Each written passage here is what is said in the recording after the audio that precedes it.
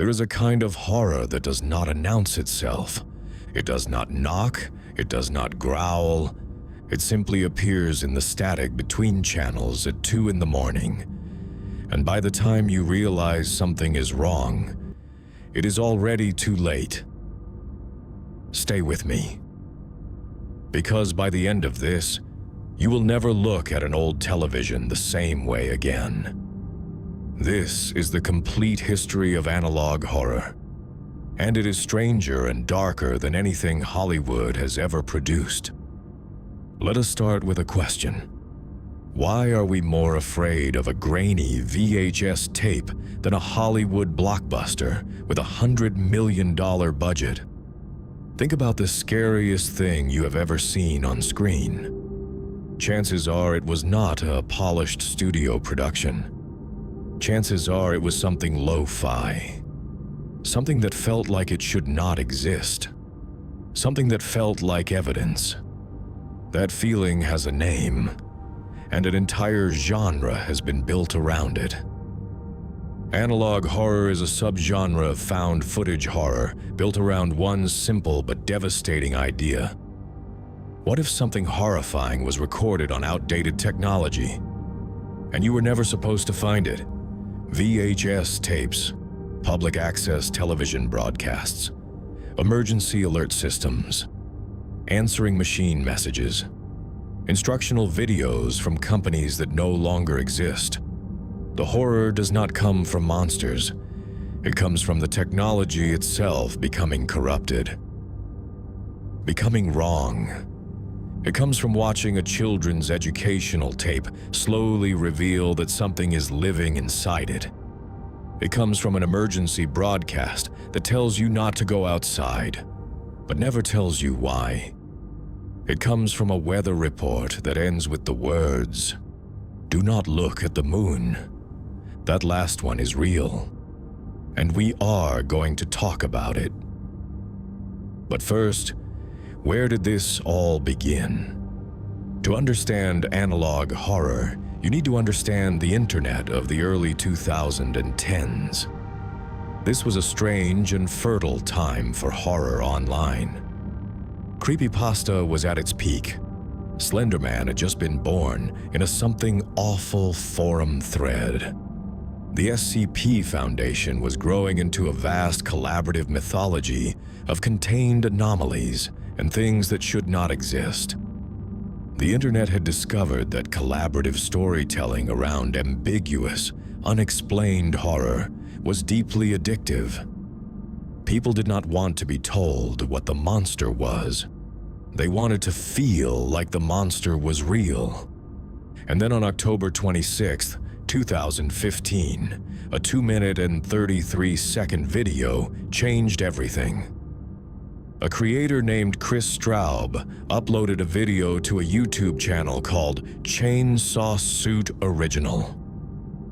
The video was titled Weather Service. It depicted late-night television on a fictional cable channel called Local 58 being interrupted by an emergency broadcast. The broadcast warned of a dangerous meteorological event. Something not to be seen with the naked eye. The warning was simple. Stay inside. Do not look at the sky. Then the broadcast was hijacked. A second signal fought for control, urging people to go outside, telling them the danger was over. The first voice returned, frantic now, desperate, telling people not to look at the moon. The hijacker won. And the video ended with a series of cryptic messages from a speaker who seemed no longer entirely human. The moon came in. I drown in him. If you are afraid. That was it. No explanation, no resolution, no monster shown on screen. Just the creeping certainty that something had happened. And that everyone who looked at the moon that night was gone. Chris Straub had created something new. He had not made a horror film. He had made a horror document, and the internet was not ready for what came next. Local 58 grew slowly, episode by episode, each one a standalone transmission from this fictional television channel. Some were funny in their mundanity before turning horrifying. Some were deeply unsettling from the first frame. One episode, titled Contingency, depicted an emergency broadcast instructing American citizens on what to do in the event of a failed military operation. The instructions were wrong. The instructions were not what anyone expected. They were not instructions for survival. They were instructions for something far darker. Something the broadcast delivered in the calm, flat tone of a public service announcement. No explanation for why. No context for what had failed. Just the quiet certainty that whatever had happened out there, there was only one acceptable response left. And the government wanted to make sure you knew exactly how to carry it out. Millions of people watched it and could not stop thinking about it. This is the power of analog horror. It does not tell you what to fear. It creates a space where your own imagination fills in the worst possible answer. Now stop for just a moment, because I want you to think about something. You are watching this video right now on a screen. At some point today, you probably saw a notification you did not expect. A glitch, a loading error. Something on your phone or computer that appeared and then disappeared before you could read it. Did you wonder, even briefly, what it said? That instinct, that flicker of unease at corrupted information. That is exactly what analog horror is exploiting. Keep that feeling. We will come back to it. 4 years after Local 58 first aired, in November of 2019, a Canadian YouTuber named Remy Abode uploaded a video to a new channel. The channel was called Gemini Home Entertainment. The first video appeared to be an educational VHS tape about unusual animals found in Minnesota.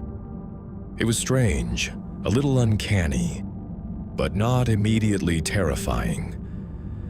Then things began to change. Episode by episode, Remy Abode built a mythology around Gemini Home Entertainment, a fictional VHS distribution company from the 1980s and 1990s whose tapes had captured something they were never meant to capture. An alien species, slowly converting the Earth into the image of their home. A living planetary entity called the Iris. The horror arrived not through jump scares or gore, but through the gradual realization across hours of content that the world of these tapes was ending. Had perhaps already ended. Children's animal videos became cosmic horror. Exercise tapes became evidence of something vast and hungry moving through the solar system. A nature documentary became a record of the last days before everything changed. Gemini Home Entertainment is now recognized as one of the foundational works of the analog horror genre. It proved that the format could sustain a long-form narrative, that viewers would follow a mystery across dozens of videos if the dread was built carefully enough, and it inspired everything that came after.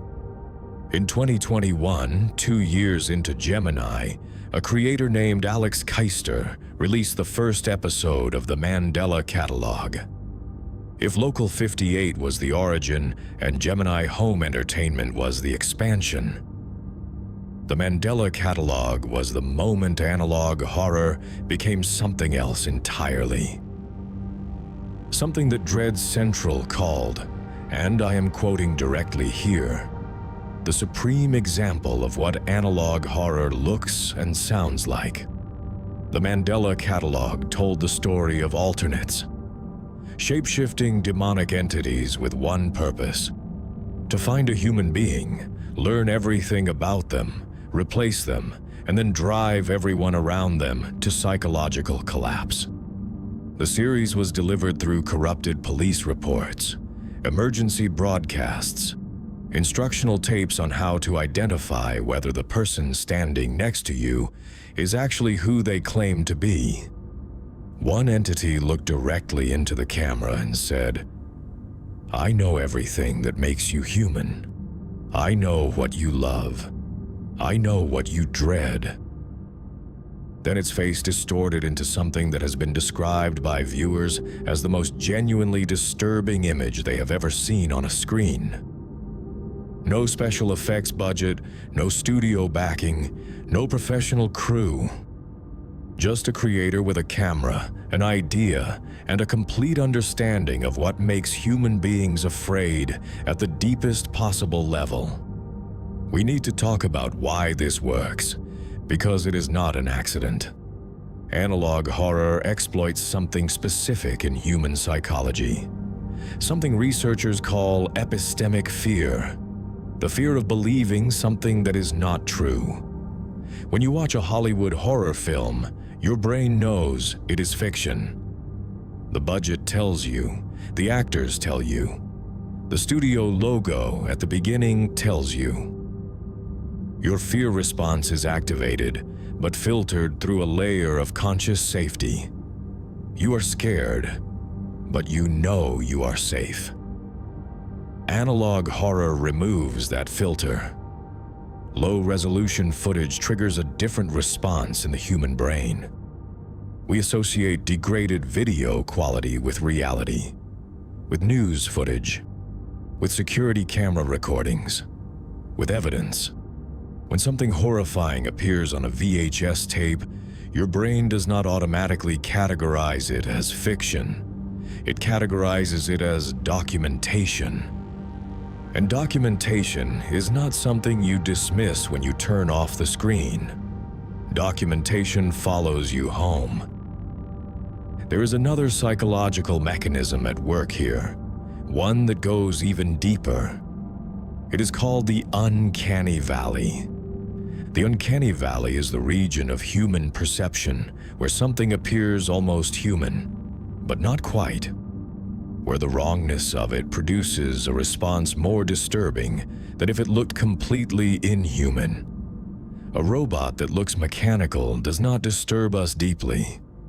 A cartoon character does not disturb us deeply, but a face that is almost right, almost normal, almost the face of someone you recognize.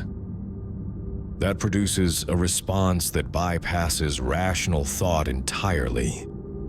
The alternates in the Mandela Catalogue live in the Uncanny Valley. The entities in Gemini home entertainment live in the Uncanny Valley. The static face that appears briefly in a local 58 broadcast before the signal corrects itself lives in the Uncanny Valley. Analog horror has mastered the Uncanny Valley because degraded video quality makes everything slightly wrong, slightly off, slightly not quite right. And that slight wrongness is more terrifying than any amount of obvious monstrousness. Now I want to talk about liminal spaces, because they are inseparable from analog horror, and they deserve their own moment. A liminal space is a place that exists between states, between occupied and abandoned, between open and closed, between safe and something else entirely. Empty swimming pools at midnight, hotel corridors with nobody in them, shopping malls after closing time, school hallways in the hours before anyone arrives, playgrounds in heavy fog. These are not inherently dangerous places. You have been in all of them, or somewhere very like them. But when you encounter them alone, when the human presence that normally fills them is absent, something shifts. The architecture remains. The purpose remains. But the meaning is gone. And in that absence, something else moves in. Liminal spaces became a phenomenon online around 2019, the same year Gemini home entertainment launched, when a single image of an empty carpeted office space was posted to a forum with the caption, "If you are not careful and you clip out of reality in the wrong areas, you will end up in the backrooms."